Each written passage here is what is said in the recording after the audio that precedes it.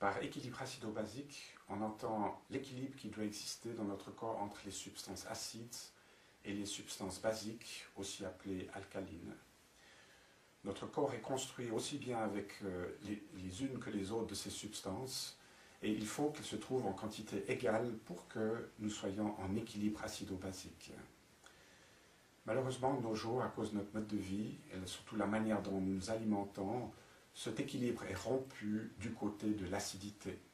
Notre corps s'acidifie, on parle aussi d'acidose.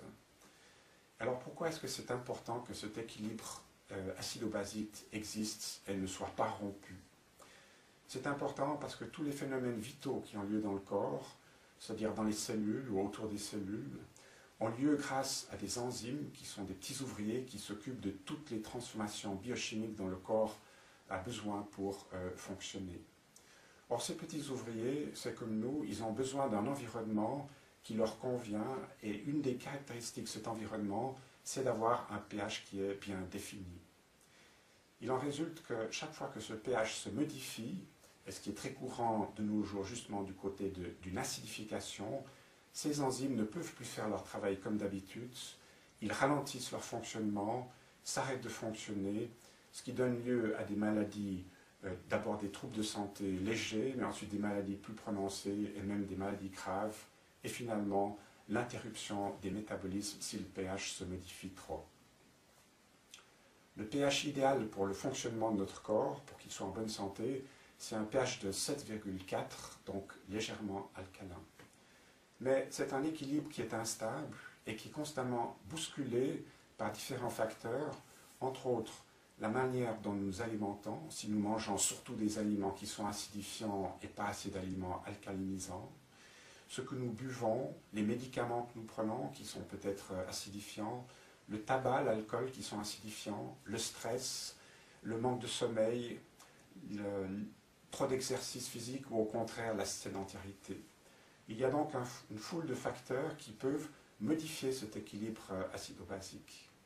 Mais lorsque c'est le cas et le corps a tendance à s'acidifier, le corps ne reste pas un spectateur passif qui regarde les choses se passer, mais il réagit et cherche à neutraliser l'excédent d'acide pour le ramener dans la norme, pour que les quantités de substances acides s'équilibrent avec les quantités de substances alcalines.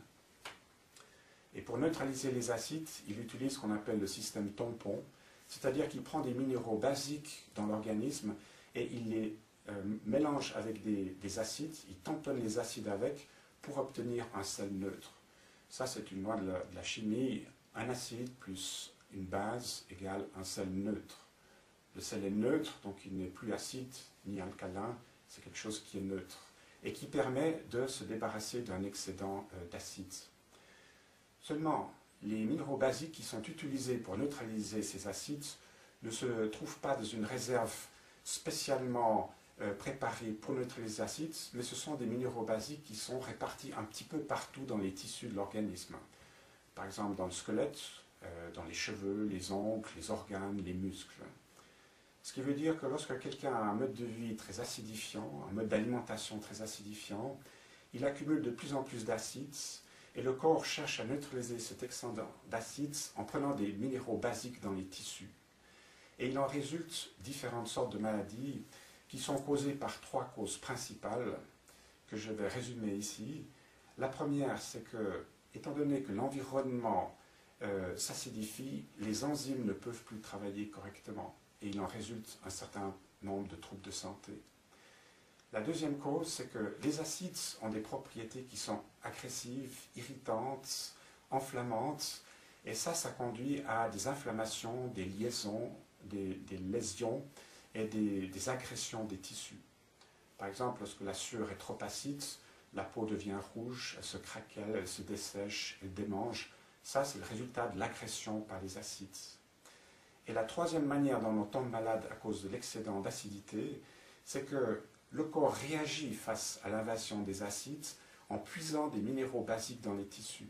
Donc ces tissus se déminéralisent, perdent de leurs minéraux de constitution et ne sont donc plus capables de fonctionner normalement. Cette décalcification ou déminéralisation générale a lieu par exemple au niveau du squelette, ça rend les os plus poreux, ou ça donne aussi des inflammations des articulations. Au niveau de la peau se couvre d'eczéma sec, craquelle, se fissure et bien d'autres troubles. Pour en mentionner quand même quelques-uns de manière générale, parmi les plus courants, on trouve la fatigue. Les personnes acidifiées sont toujours fatiguées, elles manquent d'énergie, elles se fatiguent très vite, elles sont fatiguées même avant de commencer un effort, et si elles font un effort, elles récupèrent très très lentement.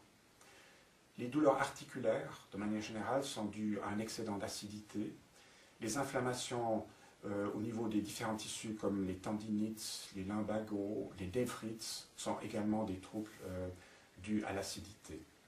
Les caries dentaires, la perte des cheveux trop abondante, les ongles qui deviennent trop fragiles, également par déminéralisation. Vous trouverez plus de détails à propos de toutes ces maladies et le processus de mon livre « Gérer votre équilibre acido-basique ».